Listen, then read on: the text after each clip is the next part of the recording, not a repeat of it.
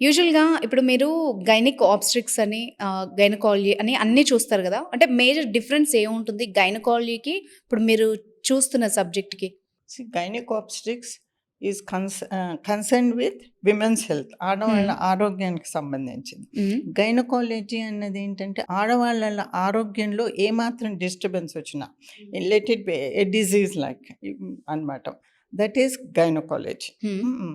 ఆబ్స్టిక్స్ అన్నది ఏంటి, భగవంతుడు ఆడవాళ్ళకి ఇచ్చిన స్పెషల్ డ్యూటీ. హా! అదేంటంటే ప్రెగ్నెన్సీ రావడము, హ్మ్.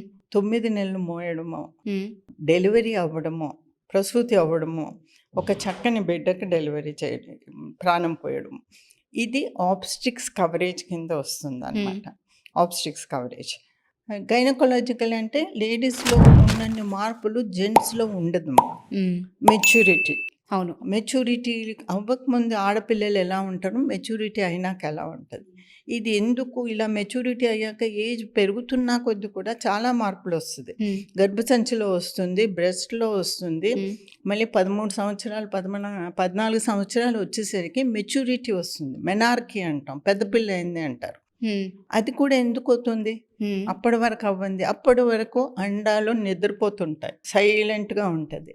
దెన్ హార్మోన్ ఫంక్షన్ స్టార్ట్ అయితది. అది హ్మ్. కూడా ఆడవాళ్ళలో హార్మోన్ ఫంక్షన్ రిథమ్ లాగా స్టార్ట్ అవుతుంది. ఓహ్! అంటే ఫస్ట్ 0 స్టేటస్ నుంచి స్టార్ట్ అయ్యి 15 రోజులు హార్మోన్స్ పెరుగుతుంది. సడెన్‌గా అంటున్నారా? అవును. ప్రతి నెల జరిగేది హ్మ్. అది. హ్మ్. హ్మ్. 0 స్టేటస్‌లో హార్మోన్స్ ఉంటది. హ్మ్. దెన్ అండాల ఫంక్షన్ అంటే ఓవరీస్ ఫంక్షన్. ప్రతి నెల ఒక రైట్ ఓవరీ ఉంటది, లెఫ్ట్ ఓవరీ ఉంటది. హ్మ్. ఒక నెల రైట్ ఓవరీ నుంచి అండం రిలీజ్ అవుతుంది. ఒకసారి లెఫ్ట్ ఓవరీ నుంచి హ్మ్. అండం రిలీజ్ అవుతుంది. అదంతా కూడా it is a cyclical phenomenal. ఆ అండం రిలీజ్ అయ్యేటప్పుడు స్లోగా డెవలప్ అవుతుంది. హ్మ్. అప్పుడు హార్మోన్స్, ఆ ఓవరీస్ హార్మోన్స్ ఇస్తది. స్లోగా హార్మోన్స్ పెరుగుతాయి. పెరిగేసి 15వ రోజు అండం రిలీజ్ అయినప్పుడు హైయెస్ట్ పీక్ ఆఫ్ హార్మోన్స్ ఉంటాయి. హ్మ్.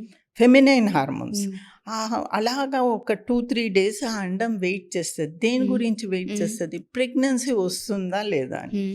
ప్రెగ్నెన్సీ రాకపోయేసరికి 15 డేస్ హార్మోన్స్ కిందికి జారిపోతది. హ్మ్. ఆ 15థ్ డేకి 0 స్టేటస్‌కొస్తది. అప్పుడు మెన్సెస్ వస్తుంది. So, that is the rhythm అనమాట. ఓకే. ఒకవేళ ఆ 15థ్ డే ప్రెగ్నెన్సీ వస్తే hormones will reach the sky. ఆకాశాన్ని అంటుకుంటుంది హ్మ్. హార్మోన్స్. 9 నెలల్లో అలా అలా పెరిగి. Hmm. And that is a protection to the baby. Okay. ఇదంతా miraculous changes in a women. ఆడవాళ్ళకు భగవంతుడు ఇచ్చిన స్పెషల్ డ్యూటీస్ అంటాను నేనైతే.